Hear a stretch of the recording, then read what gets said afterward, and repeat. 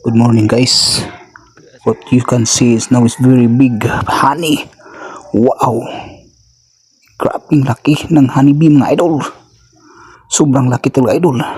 So mga idol, pakita ko sa inyo mga idol paano inakyat ng pinsan ko mga idol. Yung hina-harvest namin ng wild honey mga idol. As you can see mga idol, wow, you can look. Wow, you can see that honey. That is the honeybee honey mga idol. Yes. Of course mga idol, kukunin na ni cousin mga idol.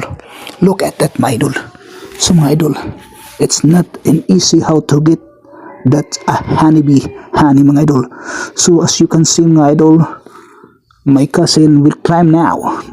So mga idol, so grabe yung akyatan ni mga cousin mga idol para makuha lang yung putyukan mga idol. Yan mga idol, si Agaw Santos. Mga idol, grabe mga idol, ang daming tao ng mga putyukan mga idol, or putyukan mga idol, or honeybee in English mga idol. So we'll see mga idol na idol, napakadaming laman idol. Tingnan niyo mga idol, wow, naglagay kami ng usok idol. We must bring this smoke mga idol, so that the honeybee cannot fight may Agaw Santos mga idol. So the reasons why we have bring this smoke mga idol, no? As you can see mga idol, smoke is going down. Oh mga idol, oh, nakita nyo mga idol. Ayan mga idol, hindi basta-basta ang kumuha ng mga honeybee mga idol. Ayan mga idol, nilinis muna ni Agaw Santos mga idol. At dito ako sa baba idol, nag-uusok pa rin ako idol para hindi lumapit sa akin mga idol.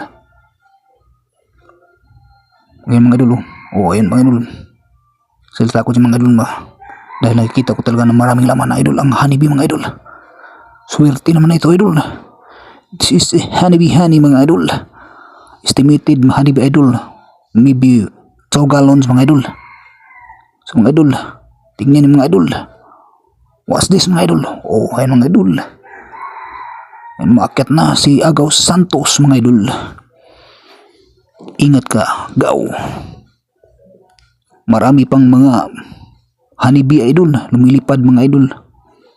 Kaya nagpausok pa kami mga idol. Ganyan talaga dapat mga idol kapag mag-harvest ka ng honey idol, para iwas kagat idol. Because wala kaming mga gamit idol. So what we have done mga idol is we took up the smoke idol. So mga idol,